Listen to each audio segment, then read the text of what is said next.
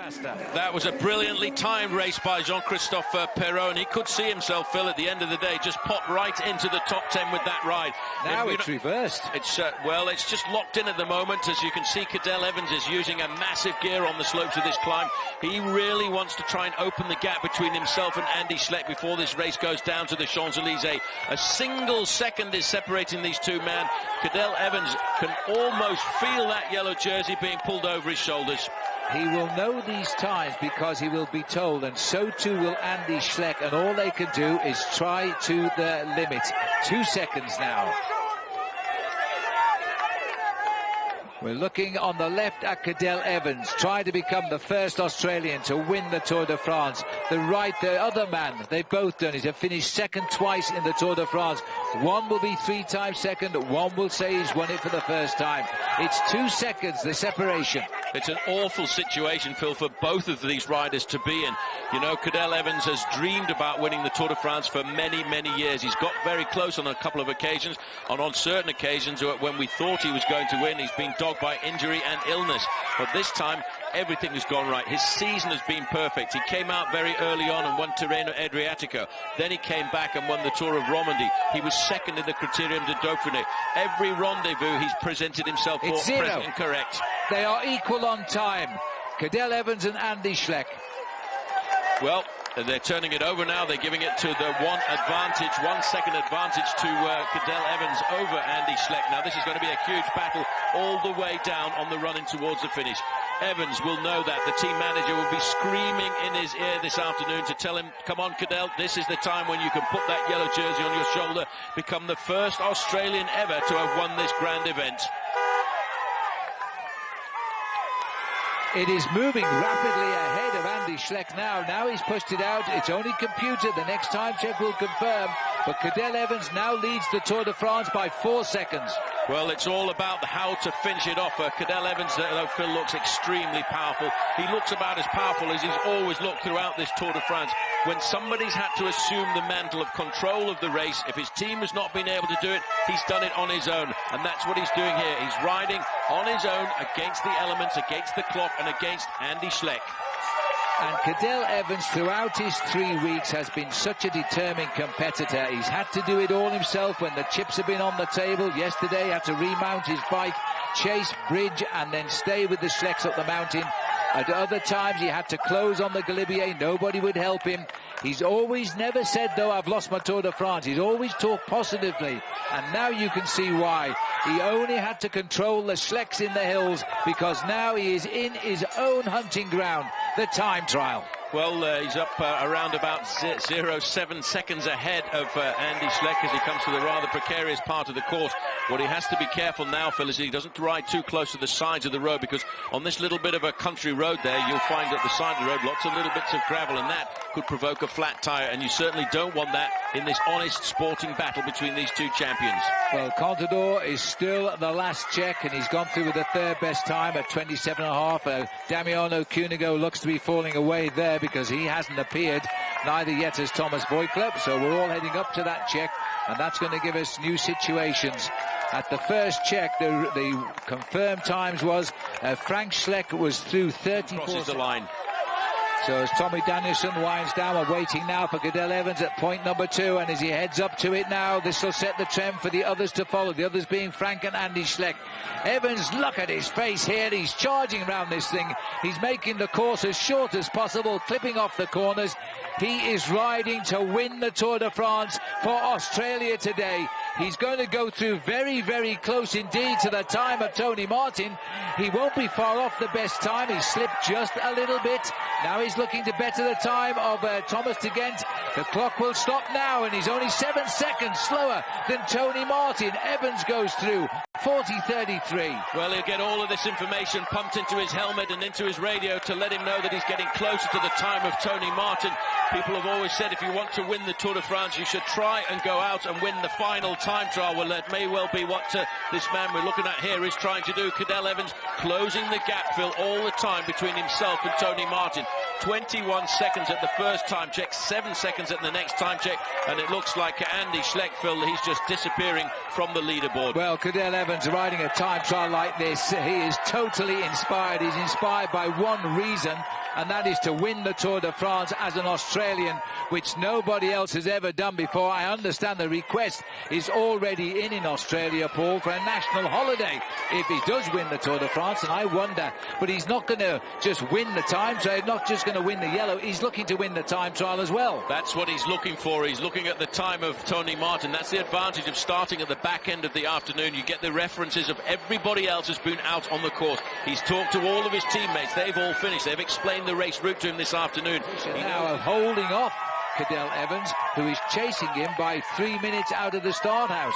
Well, I'll tell you one thing, we could very well, Phil, be for Frank Schleck looking at a little bit of a difference between whether he finishes on the podium, whether he finishes off it, because Alberto Contador is doing a storming ride and Frank Schleck is not doing a very good ride at all. While you look here at Cadel Evans, he's prizing open the advantage now. It's around about the half-a-minute mark, but this is the part of the course as we go down this slight descent now that suits Cadel Evans, his speed and his power and his ability to go round these corners, which goes back to his mountain biking days when he was a World Cup winner on 2 occasions. Fix left, fix right. You know, this wasn't supposed to be like this today. The organisers are celebrating 100 years in the Alps, made this an excruciatingly hard journey over the high mountains of the Pyrenees and the Alps.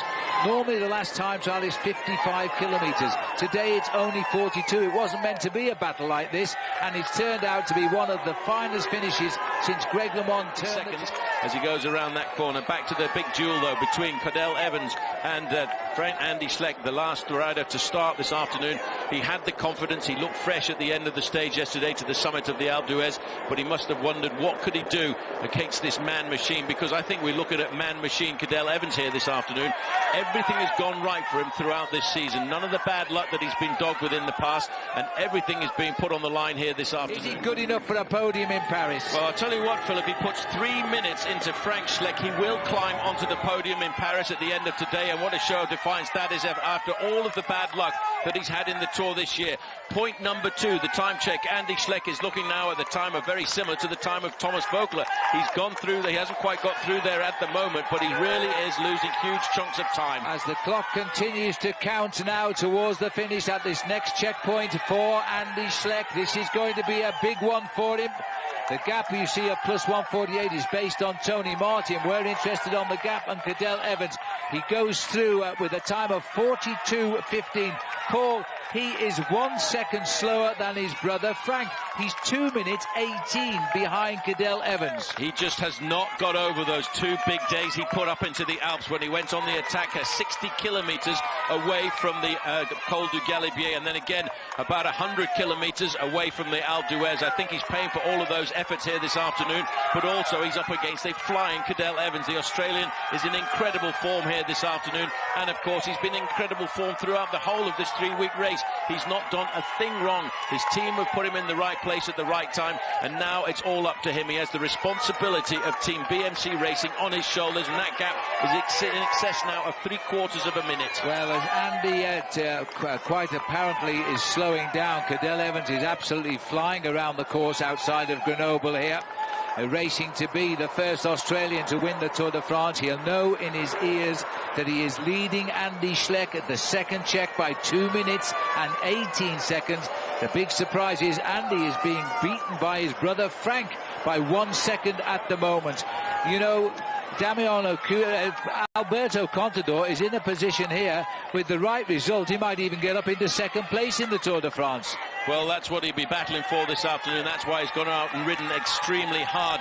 Cadel Evans has got all kinds of tactics up his sleeve here as he bunny hops over any kind of obstacle. It's a real battle between these two men, Phil. We expected it. I expected it to be an awful lot closer as we look at the finish at the moment. We're looking at Cadel Evans at the second time split. He's just 7 seconds slower than Tony Martin. The big question mark is, can Andy Schleck finish it off to keep himself on the podium, or is he going to have an Alberto Contador breathing down his neck as well? Well, Andy has knotted up completely. Both of the Schlecks have, and they really have found the nemesis is the time trial, as we've always known. But we thought that the yellow jersey would actually inspire Schleck to win it. He's now dropping further away. It's almost that minute now. Remember that Evans started 57 seconds behind. He's now almost at 57 seconds in front. Well, Evans now is ticking away these kilometres one at a time, and he knows that there's something extremely special is waiting for him at the end of this 42.5 kilometre test. An individual test, a man and machine against the clock, against the elements, and against a very balanced course. And still, Phil, his position has not changed at all. He's looking completely locked solid on his bike, and nothing has moved in the top half of his body as he keeps the largest gear that he's got ticking over. Approaching that 1 minute advantage. Let me just remind you, at the finish line, it is still Tony Martin with 55 minutes 33 seconds. Second ago, a little wry smile on his face as Evans charges on now. As he heads towards that final checkpoint. He's gone through the last checkpoint with the second best time, just 2 scant seconds slower than Tony Martin. And he's gone quicker and quicker and quicker. If he keeps it up, he must win the time trial as well. 42.5 kilometres at the time trial. Cadel Evans is closing in on the finish, and none of the other two have reached that that last inside. 500 metres to go when Thomas Voeckler crossed the finishing line, and Voeckler started 3 minutes ahead of him. Here he comes, swinging into the home straight, and as he lines up for that home straight finish now, this is the winning ride of the Tour de France. Bet your boots on it, as Cadel Evans of Australia makes history today. Look at the crowd, and there's thousands of Australians here, let me remind you, as he grits his teeth and pulls for Australia. Cadel Evans cannot be beaten now. He is over a minute to the good.